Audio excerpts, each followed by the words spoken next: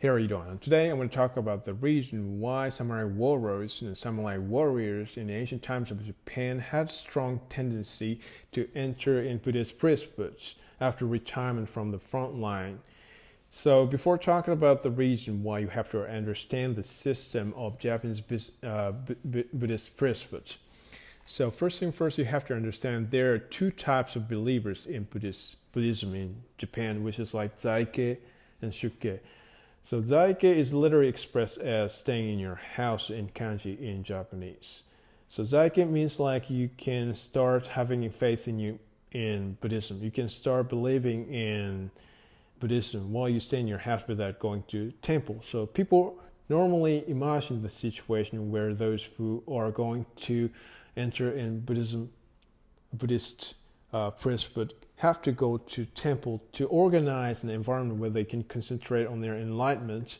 But this type of believers don't need to do that, but just stay in their house and just prepare for starting to believe in Buddhism. So on the other hand, Shuke is literally expressed as leaving your house, getting out of your house. So this Shiki believer is totally opposite of Zaike believers. So this Shiki believers, Shiki means like you just leave your house and you just cut off the retreat and you just abandon everything you've ever built up in your life, like your money and your house, your family, your brother, your friends, everything, and you just go to temple and you just organize an environment where you can concentrate on your enlightenment. So this is Shuki believers. So specifically, Shuki believers need to get their hair down and start living in temple to concentrate on their praying. So this ritual is generally called tokudo. So abandoning social status.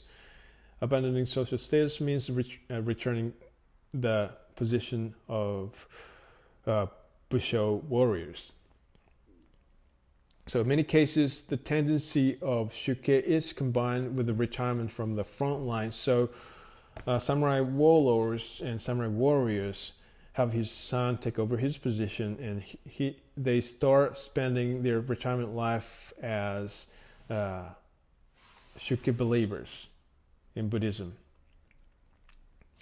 However, there is exceptional example that a young samurai entered into Buddhist priesthood with a feeling of impermanence of society, like Norikyo Sato. But this is only the superficial general perspective of how samurai entered into Buddhist priesthood. So as a matter of fact, there are so many various reasons that samurai warriors become Shuki believers. So for example, there was a samurai who received order of Shuke as suspension from work.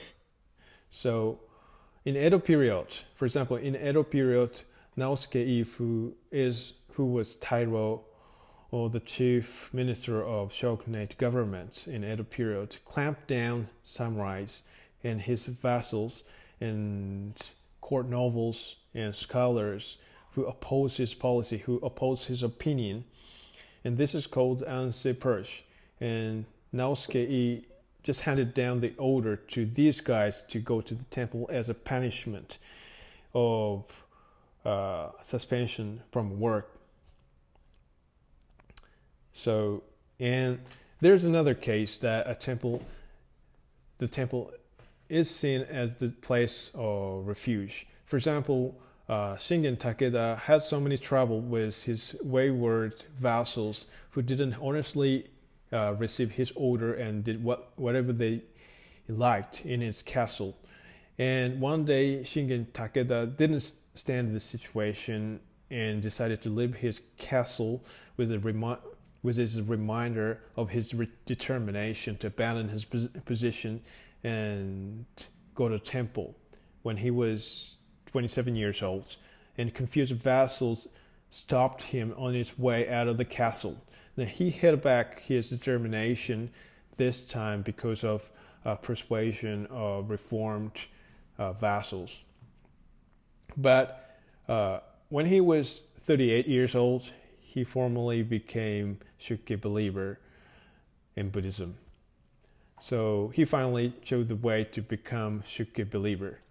So in addition, Buddhist priesthood was actively taken advantage by the politics and execution of war because the position of Daisojo, which is the highest rank of Buddhism in Japan, is given the authority to participate in the consultation in the imperial court. In fact, even after all those Shingen Takeda became a Buddhist priest, he didn't abandon his position after all, and actively threw himself into battlefield. And although he didn't commit the principle of the Buddhist priesthood that he originally had needed, abandoned his position, family, and property, and everything. So Buddhism in Japan, in ancient times, was convenient place for the rulers at those times. So sometimes they used temples to increase the power, and sometimes they used the temple for a place of punishment to vassals who objected against the warlords.